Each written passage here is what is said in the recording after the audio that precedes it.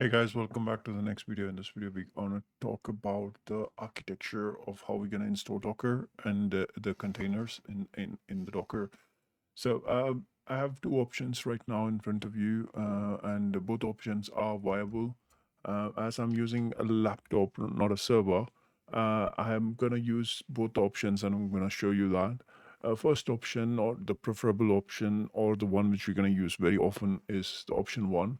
Um, that's where we have the host operating system, which is my actual Windows operating system, which you're looking at right now. My browser and everything is on the Windows operating system on my laptop, and I'm gonna have a virtualization software there, so which is VMware is another virtualization software. So I'm gonna have that installed. I've already done that.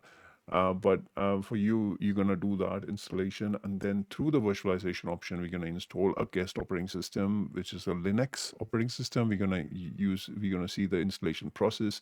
You can see how long it takes to create that Linux operating system.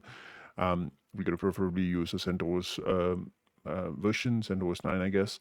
That's the version we're going to use to install for our guest operating system in VMware. And within that, we're going to install the Docker software for Linux, and we are going to see the different methods of installing Docker software, or the different methods of Docker software installation is what we're going to see.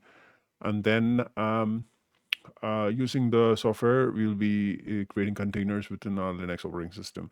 So we're going to create 3 containers, see how it works. So it is taking insane amount of RAM and CPU, because I have to do one operating system over here, and then another one over here, another 3 over here. And we will be using we'll be using option 2, in which we will be creating Dockers. We already have Windows operating system, which you're seeing right now. On top of that, we'll install the Docker software for Windows, and within that, we'll be creating containers. So these are the 2 different methods we're going to work in this training. So this itself will tell you how fast the Docker is, because we're going to go through 2 different layers on option 1 and 1 layer on option 2. So these are the 2 things we're going to do. It's going to be interesting session if you're looking at it in that perspective, like how we're going to use a laptop for this. If you know how to use a laptop for it, you're going to use a server.